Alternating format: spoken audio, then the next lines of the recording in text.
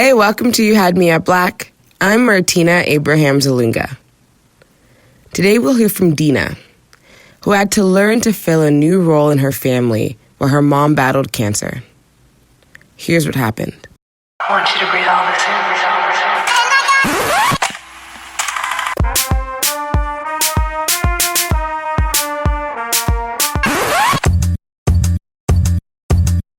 in. You're listening to You Had Me at Black. Black. Right in the heart of the city. Black. Man, black. Listen, man. Black.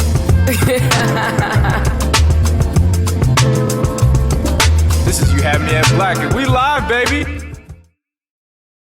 My story begins when I get a phone call from my aunt, and she's saying my mom's getting emergency surgery. We're not panicking. It's a very dry, fast conversation. I knew my mom was getting some health tests. I didn't think anything was seriously wrong. I just thought she would change her lifestyle to become a little bit more healthier. So I'm saying, okay, I'm coming home. What room is she in? Like, where is she? So when I get there, I know where to go.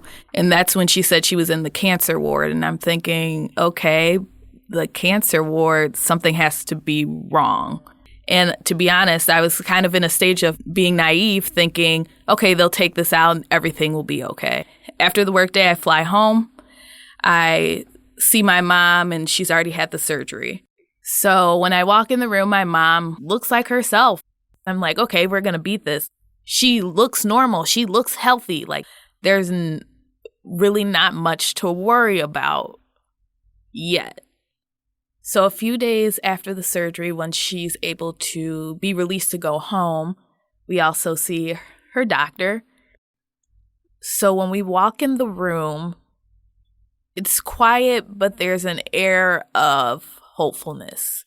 We're thinking that the doctor will come in and say, everything's fine. So the doctor arrives, my mom sits up on the table, and she says, Marilyn, you have stage 4 cancer. But we're going to get through this. She explains to my mom, okay, we're going to do 4 chemo treatments, and I'll be here when you do them. And after those 4 chemo treatments, hopefully everything is gone, and we're going to get through this. So basically, the doctor becomes part of the team too. So we have a 5th woman who's on the team ready to beat this thing. The only thing that we could do was we knew we had to take action. So while we were all in disbelief, we still have this unwavering hope. So next thing that happens, my mom gets her diagnosis and she gets her treatment plan. So during those treatments, we're just smiling and laughing, and it's not having a good time, but being able to spend time together and get her through a period of time which probably was scary for her. Even though she didn't want to show that on her face. She never cried about her diagnosis. She never got angry. She was just trying to live her life the best that she could at that point. So after that, she takes her 4 chemo treatments. I'm able to be there for all 4. And then we have another consulting about where her cancer is. And at that point, it was smaller, but there was still a mass that they wanted to kind of attack. The woman doctor has a rally with us being her team. And so we're all in a room, and she has good news and bad news. She announces the good news is that there was less cancer seen within her scans. However, the bad news was there's one area where she wanted to really focus because she didn't like the size or the amount of cancer that was still in that particular area. Now, her suggestion was 1 surgery. Immediately, my mom said no. She didn't want to be cut open again. I don't know why. It's a weird philosophy in my family that they don't like to be cut open. In that moment, I was like, girl, just go and get this removed, because at least you know if it's removed, it's out of your body. But my mom was very adamant about not having her body open again. And so I was a little disheartened that she wouldn't just have another surgery. But then again, I'm like, okay, this isn't my body, and I don't know what she's feeling. But at the same time, I was like, okay, we're still going to beat this. it doesn't matter what we do because we're still going to beat this. We're still fighting. It's not over. The second option was to do a new treatment that was basically a test treatment. And my mom was open to that, but she really didn't want to do that either. So from that point, she decided she wanted to get a second opinion. And so she actually decides she wants to go to the Cancer Treatment Center, and that's actually in Chicago. So basically, after her last treatment in Cleveland, she decides, I'm going to get the second opinion in Chicago. And so she comes up here and starts getting her second opinion. And at first, in the Chicago hospital, I felt hopeful. She had one of the top doctors in the institute. It seemed like the nurses were pretty decent, pretty nice. And it seemed like they knew what they were doing. After the first few treatments, the new doctor wanted to do this test treatment just like the doctor in Cleveland. So my mom finally agrees, and so she does the test treatment. When she does the test treatment, it doesn't go anywhere as well as we planned. The treatment deteriorated her down to a person that I didn't even recognize. She could barely text. She barely wanted to talk. It did not work. And no one had an answer or a reason for why it didn't work. And this is when I noticed that her supposed to be amazing doctor is never really around. She's not really telling us anything. She's not leaving us notes for how things are progressing or not progressing. And so we're kind of in a limbo of what are we supposed to do? You know, if you're sick and you're at the hospital, you want someone to say, this is your diagnosis and this is what's going on. We're not getting any of that. We're just in the dark. So it's like you almost lose hope. And at that point, you just want to be around the people you love. After a few weeks, my mom keeps deteriorating. She's not able to really keep food down. She's very eyes are yellow. She just doesn't look healthy. So we're just trying to decide what is our next steps going to be. One night, the ICU nurse comes in, nice lady. She always would give my mom attention and rub her hands and be friendly. And she asked her, Marilyn, how are you feeling today? And because at that point my mom was on machines, she couldn't always talk coherently. And so the nurse gave her a whiteboard. And at this point, my grandmother and I are in the room. My aunt's in Cleveland because she has to work. And so when she asked her how she's doing, she wrote, I'm dying. I felt hopeless because here we are at this hospital. We're not even at home. Our family isn't here. And no one's really telling us facts. So at that point, I'm just angry at the hospital. And I think I'm visibly angry at that point where you're I'm just do not talk to me unless you have some facts. Don't try to be friendly because you really haven't been friendly this whole time. I don't really have much to say to you unless you have some information that's going to be helpful to me. And I think my tipping point with that is after all of this is going on, my mom already knows she's dying. So the next thing, we want to get her around people that love her and, can say goodbye. So we try to have her sent to another hospital, obviously in Cleveland. And child, we had to fight for a good 4 days for them to even let her be released from the hospital.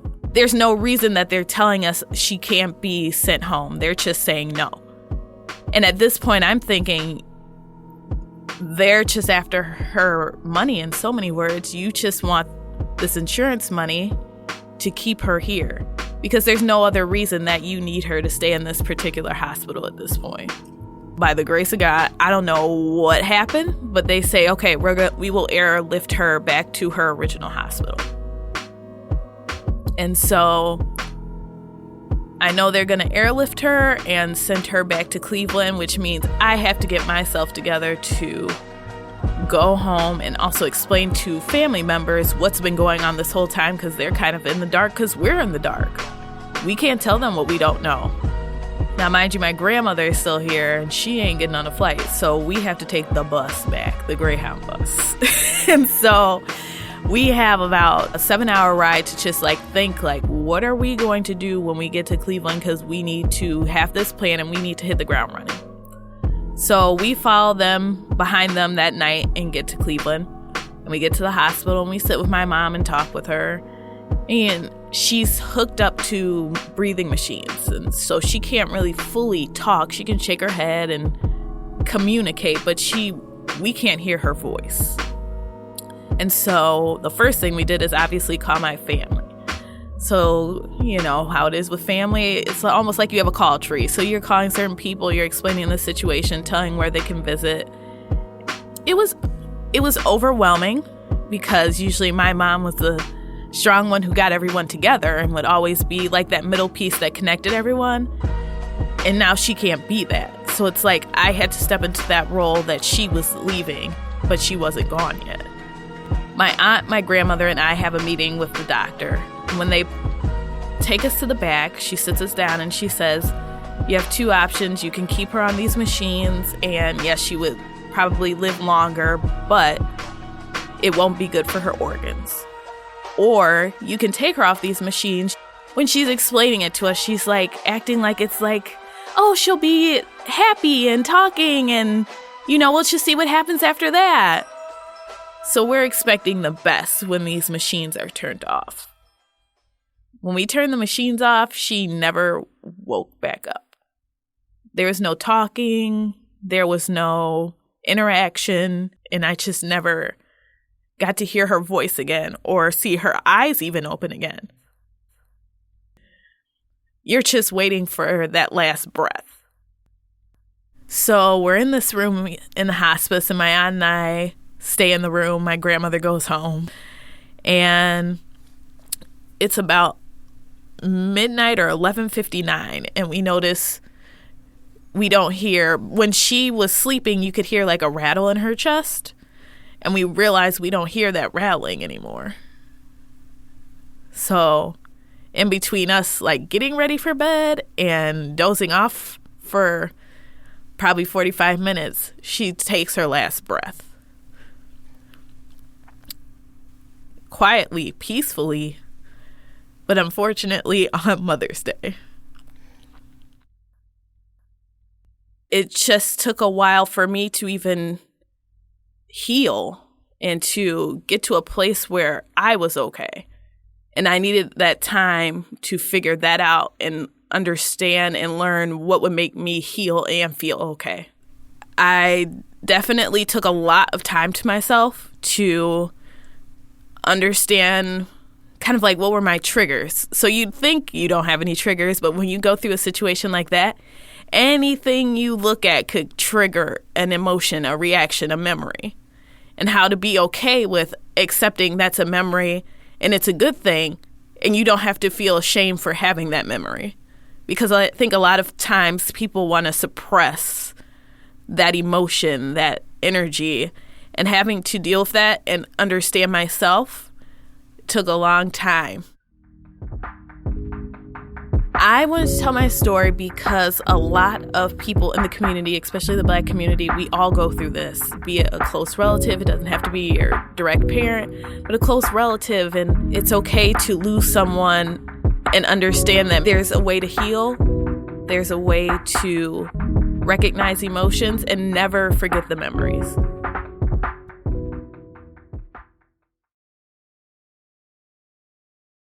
This episode was mixed and mastered by Miles Dotson. I just felt like it was important to share this story. I felt it necessary to share this story. The point of my story is to say we need to bring back ass whoopings. They can save. So the reason I'm sharing this story is because I encourage you to be real with yourself when these things hurt you. But always remember to take your power back. Figure out a way to be better, and then let stuff go. I learned my lesson in riding the wave, and once you get lost and you find your way, then you can be one of those heroes in your books. If it was this tough for me, after having all these positive experiences, to break this programming, how hard is it for the brother who doesn't have those experiences? And admitting as full of magic Black women have, we still break. we still can be strong and still be weak. And it's time that as Black people, we acknowledge that. So thank you for sharing my story.